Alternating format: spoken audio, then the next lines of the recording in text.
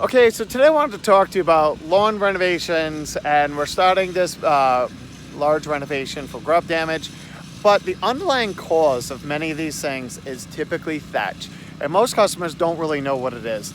And when they find out how expensive it is to de-thatch a yard, most of us don't want to do it because honestly, it's when your lawn looks the best that you actually need to be de-thatching it. And it goes contrary to what we believe, but this is what can happen. And so let's take a quick peek to find out what thatch is, how to prevent it, how to get rid of it, and why it's so bad. Okay, so most people think that thatch is just the dead tissues or grass clippings from the last time they mulched it, and it's really not.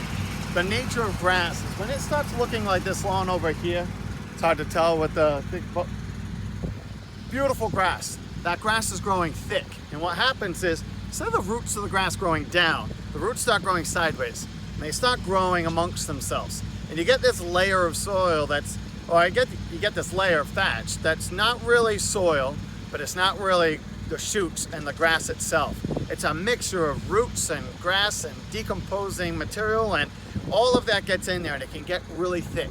That layer is what we call thatch. That can bind up the rain from hitting, the water in general from getting down to the soil, fertilizers, grub preventers, lime, all of that can get bound up in this thatch layer and not do its job.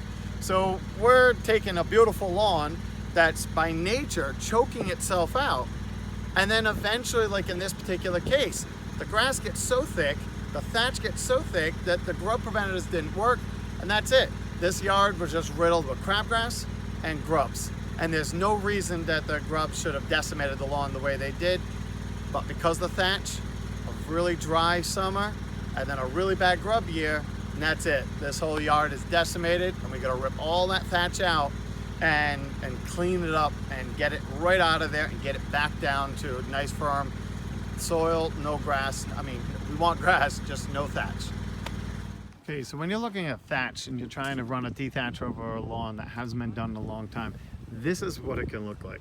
It's just covered.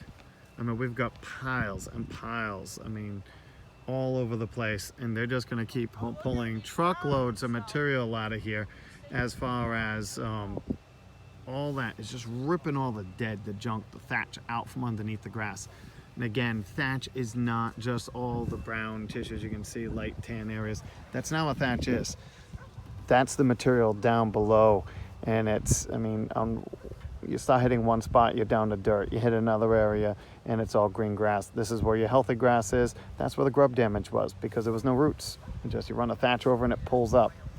But when you're properly thatching and you're using a gas-powered thatcher, this is what it should look like. You gotta go over it in one direction, and then you gotta rake that all up. Then you gotta go over it and do it in another direction. And it's just getting that thatch layer down and getting that thatch removed, so whenever we fertilize and water and irrigate or put down grub preventatives, all that treatment gets down to the grass, to the roots where it should be, and not bound up in all this material.